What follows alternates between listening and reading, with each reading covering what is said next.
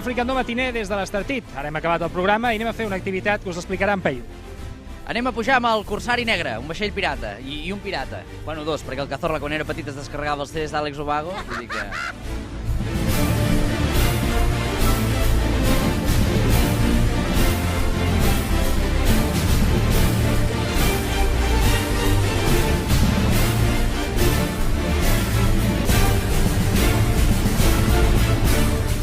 Fins aquí la 43a edició del Tour Fricandó d'estiu des del Corsari Negre a l'Estartit. Ara farem l'escena del Titanic amb en Xavier. Ah, sí? Hem d'anar allà al màstil amb els mans oberts? No, agafes tot el sofà, despulles i jo et dibuixo en pilotes. Vinga, adeu!